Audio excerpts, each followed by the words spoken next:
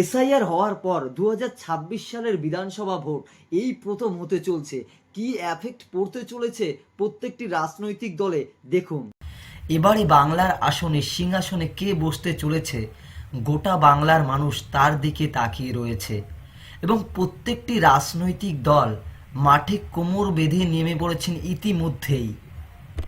অন্যদিকে রাজনৈতিক দলের সমর্থকরা এবং সাধারণ মানুষরা ভীষণ প্রত্যাশার মুখে পড়েছে।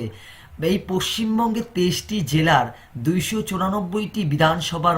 তো শুরু করার আগে একটি জরুরি কথা বলে নেই, এই সমীক্ষাটি কোনো রাজনৈতিক নির্বাচনকে উপবৃত্ত করার জন্য নয়, এটি একটি সাধারণ জনসমীক্ষা। তো প্রথমেই দেখে নেব উত্তর দিনাজপুরের চাকুলিয়ায় জয়ী হতে পারে বিজেপি, চোপড়ায় জয়ী হতে পারে তৃণমূল কংগ্রেস,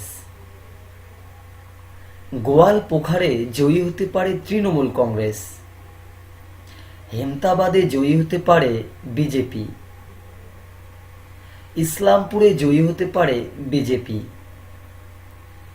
ইটাহারে জয়ী হতে পারে তৃণমূল কংগ্রেস, কালিয়াগঞ্জে জয়ী হতে পারে তৃণমূল কংগ্রেস, করণদিঘিতে জয়ী হতে পারে বিজেপি, রায়গঞ্জে জয়ী হতে পারে তৃণমূল কংগ্রেস। অর্থাৎ উত্তর দিনাজপুরের চাকুলিয়ায় বিজেপি, চোপড়ায় তৃণমূল কংগ্রেস, গোয়ালপোখারে তৃণমূল কংগ্রেস, হেমতাবাদে বিজেপি, ইসলামপুরে বিজেপি, ইটাহারে তৃণমূল কংগ্রেস, কালিয়াগঞ্জে তৃণমূল কংগ্রেস, করণদিঘিতে বিজেপি, রায়গঞ্জে তৃণমূল কংগ্রেস। এবারে দেখে নেব দক্ষিণ দিনাজপুরের বালুরঘাটে জয়ী হতে পারে বিজেপি, গঙ্গারামপুরে জয়ী হতে পারে তৃণমূল কংগ্রেস, হরিরামপুরে জয়ী হতে পারে তৃণমূল কংগ্রেস, কুমারগঞ্জে জয়ী হতে পারে বিজেপি,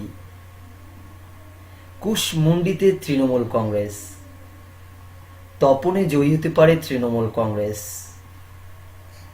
অর্থাৎ দক্ষিণ দিনাজপুরে বালুরঘাটে বিজেপি, গঙ্গারামপুরে তৃণমূল কংগ্রেস, হরিরামপুরে তৃণমূল কংগ্রেস, কুমারগঞ্জে বিজেপি, কুশমুন্ডিতে তৃণমূল কংগ্রেস, তপনে তৃণমূল কংগ্রেস।